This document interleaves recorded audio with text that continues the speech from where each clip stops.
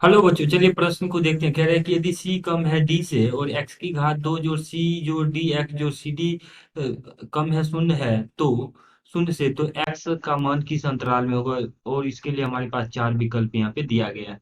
तो दिए गए प्रश्न के लिए हमारे पास जो मुख्य अवधारणा है, मुख्य अवधारणा यदि हम इस प्रश्न के लिए देखें तो यदि मान लीजिए x जोड़ a गुना x जोड़ b शून्य से कम है, इसको हल करना है। तो सबसे पहले इस ये जो पद लिखा गया है, इसको शून्य के बराबर करके x का मान निकाल लेंगे। तो यहाँ पे x का मान -a और -b आ रहा है, और इसको संख्या रेखा पे रख लेंगे, माइनस अनंत से अनंत के बीच में। अब देखिए संख्या रेखा में क्या है कि अब ये इन दो संख्याओं में से -b और -a में से जो बड़ी संख्या है उसको हम दाईं तरफ लिखेंगे। मान लीजिए यहाँ पे -a बड़ी है तो -a, और फिर ये -b। और -a से जब बड़ा होगा x का मान तो ये धनात्मक होगा, ऋणात्मक और ये धनात्मक। जब ये चिन्ह छोटा है का तो ऋणात्मक वाला भाग हमारा उत्तर हो जाएगा, अर्थात x का मान -b से a के बीच में आ जाएगा। अब उसी के आधार पे यहाँ पर जो हमारे पास दिया गया है अवसमिका है, और x की घात 2 जोड़, यहाँ पर जो ये पद लिखा गया है x की घात 2 जोड़ c जोड़ dx, तो इसको सी एक्स जोड़ dx लिख लेते हैं, और जोड़ सी डी, और ये कम है शून्य से।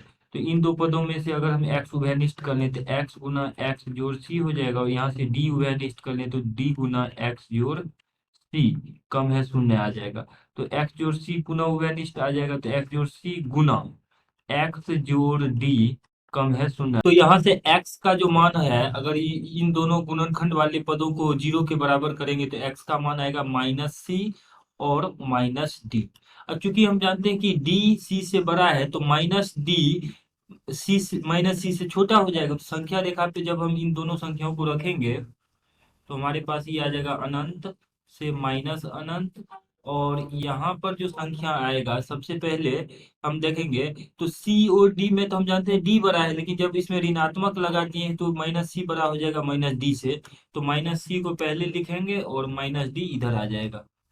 अब देखिए जब -c से बड़ा हम कोई संख्या लेंगे तो ये जो यहाँ पर पद दिया गया है ये धनात्मक हो जाएगा, तो धनात्मक इधर आएगा, फिर ऋणात्मक और पुनः ये धनात्मक। क्योंकि यहाँ पर छोटा है का चिन्ह है, छोटा है का चिन्ह है, तो इस प्रकार से यहाँ पे आ जाएगा हमारे पास ये जो अंतराल है -d से c जो कि ऋणात्मक वाले भाग के लिए आएगा। तो इस प्रकार से हम कह सकते हैं कि यहाँ से x का जो मान है वो आ जाएगा -d से -c के बीच। और यही हमें दिए गए प्रश्न में निकालना था कि x का अंतराल क्या होगा। तो x का अंतराल आ रहा है यहाँ पर -d। तो यहाँ से x का अंतराल आ रहा है -d से -c के बीच में। अगर विकल्प में देखें तो -d से -c जो है विकल्प ए में है, तो ए हमारा सही उत्तर हो जाएगा। आशा करते हैं कि इस प्रश्न का हल आपको समझ में आया होगा। धन्यवाद।